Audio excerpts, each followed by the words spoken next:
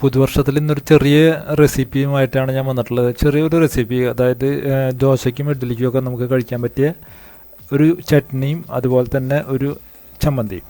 ഒരു ഡിഫറെൻറ്റ് ടേസ്റ്റാണ്. വീഡിയോ മുഴുവൻ കാണുക.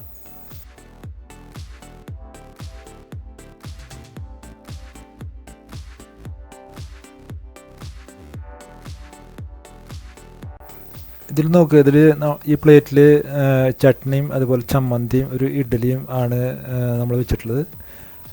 ഇതെൻ്റെ വൈഫിൻ്റെ കൈയാണ്. സാധാരണ ചെയ്യുന്നതിൽ നിന്ന് വ്യത്യസ്തമായിട്ട് വറുത്തരച്ചതാണ് ഈ ചട്നി. അതുപോലെ തന്നെയാണ് ഈ ചമ്മന്തിയും.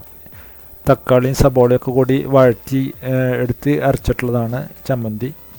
പിന്നെ ഇഡ്ഡലി നല്ല സ്പോഞ്ചി ആയിട്ടുള്ള ഒരു ഇഡ്ഡലിയാണത്. സ്പോഞ്ച് ഇഡ്ഡലിയുടെ റെസിപ്പി ഞാൻ പറഞ്ഞുതരാം. വളരെ എളുപ്പമാണ് ഇഡ്ഡലിയൊക്കെ നല്ല സ്പോഞ്ച് പോലെ ചെയ്തെടുക്കാൻ.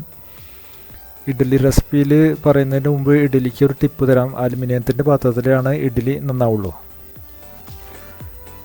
ഇത് നോക്കുക, ഇതിൽ നമ്മൾ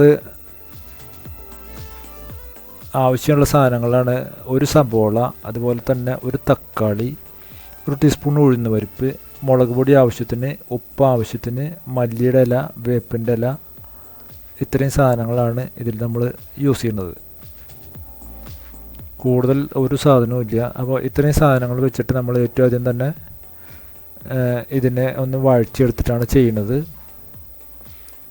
ആദ്യമായിട്ട് നമ്മൾ ഇതുപോലെ കട്ടി കൂടിയ ഒരു ചീനിച്ചട്ടി വയ്ക്കുക. ചീനിച്ചട്ടി വെച്ചിട്ട് അതിൽ വെളിച്ചെണ്ണ കുറച്ച് ഒഴിച്ചിട്ട് ഒരു സ്പൂണ് ഉഴുന്ന് പരിപ്പിന് ചട്നിയിൽ നമ്മൾ ചേർക്കുമ്പോൾ അതിനൊരു നല്ല ടേസ്റ്റ് കിട്ടും ചട്നിക്ക്. ചട്നി ആയാലും ചമ്മന്തി ആയാലും ഒക്കെ ഉഴുന്ന് പരിപ്പൊന്ന് ഇതുപോലെ വറുത്ത് ചേർക്കുകയാണെങ്കിൽ നല്ലൊരു ടേസ്റ്റ് കിട്ടും നമുക്ക്.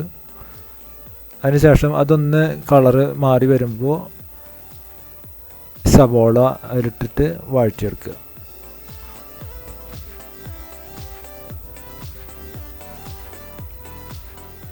സബോള നമ്മൾ വഴറ്റിയെടുത്തൊരു ബ്രൗൺ കളറ് ആവുന്നതോട് കൂടിയിട്ട് പിന്നെ നമ്മൾ ഓരോരോ ചേരുവകൾ അതിൽ ചേർക്കാനുള്ളത് ചേർക്കുകയാണ്. കാരണം വേപ്പിൻ്റെ ഇല, മല്ലിയില, തക്കാളി നമ്മൾ ഏറ്റവും അവസാനമാണ് അതിൽ ചേർക്കുന്നത്.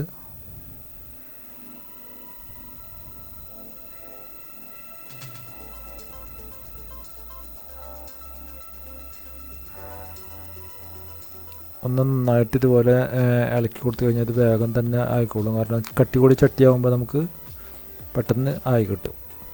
അപ്പോൾ പിന്നെ അതിൽ വേപ്പിൻ്റെ ഇലയും അതുപോലെ തന്നെ ഈ മല്ലിയുടെ ഇലയും ചേർത്ത് ഒന്ന് വഴച്ചെടുക്കുക. അപ്പോൾ മല്ലിയിലയുടെ ആ കുത്ത് ചിലവർക്ക് പറ്റില്ല. ഇത് കുട്ടികൾ നല്ലോണം കഴിക്കുന്ന ഒരു ടേസ്റ്റാണ് ഇതിന്. അപ്പോൾ കുട്ടികൾക്ക് വേണ്ടിയിട്ട് ഉണ്ടാക്കുന്നവർക്ക് ഇത് നല്ലൊരു ചമ്മന്തിയാണ്.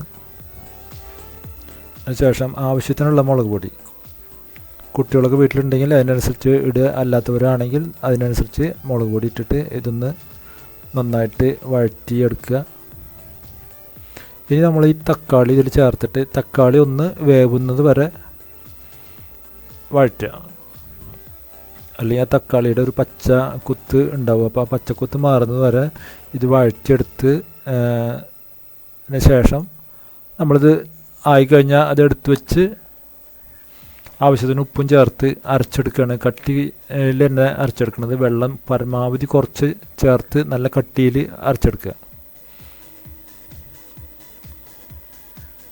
അപ്പോൾ ഇത് വറുത്ത് കഴിച്ചു കഴിഞ്ഞാൽ നമ്മുടെ ഈ പണി തീരും. ഇത് പിന്നെ അരക്കൽ മാത്രമുള്ള പണി. ആ സമയം കൊണ്ട് നമുക്ക് അടുത്ത ചട്നിയുടെ പണി കൂടി നമുക്ക് നോക്കാം. ചട്നിയും വളരെ ഈസിയാണ് ചെയ്യാൻ.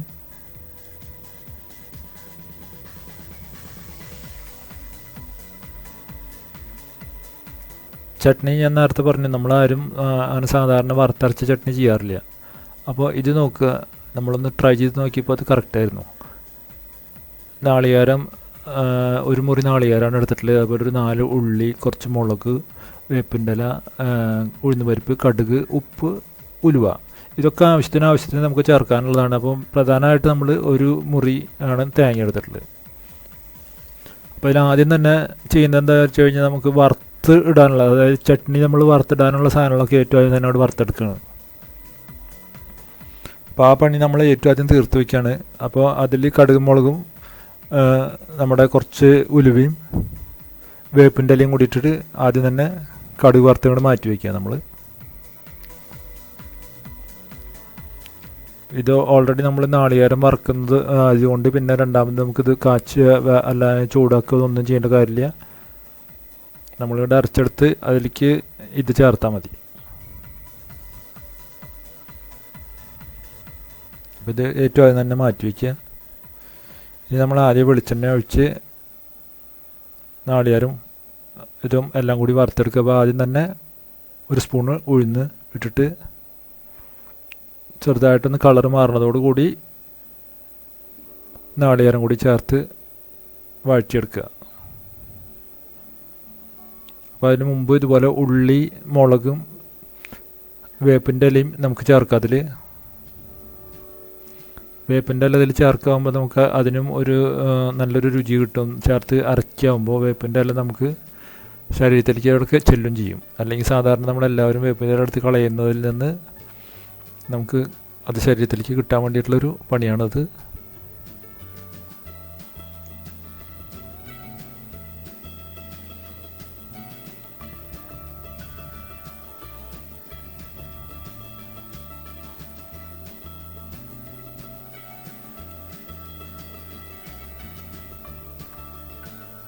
ഇനി നമ്മൾ നാളികേരം കൂടി ചേർത്ത് ഒരു ലൈറ്റ് ബ്രൗൺ ആവുന്നത് വരെ ഒന്ന് വഴറ്റിയെടുക്കുക. കാരണം അധികം വറുത്ത ടേസ്റ്റ് ആവരുത്. അപ്പോൾ അത് ശ്രദ്ധിക്കുക. ഒരു ലൈറ്റ് ബ്രൗൺ, നമുക്ക് ആ നാളികേരത്തിൻ്റെ പച്ചയിൽ നിന്നുള്ള ടേസ്റ്റ് മാറി ആ ഒരു വറുത്ത ടേസ്റ്റിലേക്ക് കയറുന്ന ആ ഒരു ടേസ്റ്റ് ആകുമ്പോൾ ഇത് എടുത്ത് വെച്ച് കഴിഞ്ഞാൽ പിന്നെ ഇതും നമ്മൾ നേരത്തെ ഇതുപോലെ അരച്ചെടുക്കുക. പരമാവധി വെള്ളം കുറച്ചിട്ട് അരച്ചെടുക്കുക. നമുക്ക് ഓൾറെഡി നമ്മളിത് അരച്ചെടുത്ത് കഴിഞ്ഞു. ചട്നി രണ്ടും നന്നായിട്ട് അരയ്ക്കുക. ചട്നിയും ചമ്മന്തിയും നന്നായിട്ട് അരയ്ക്കുക. അരച്ചെടുത്ത അതിലേക്ക് ഇനി നമുക്ക് ഈ കടുക് മുളകും നമ്മൾ ആദ്യം കാച്ചി വെച്ചത് ചേർക്കുകയാണ് വേണ്ടോ.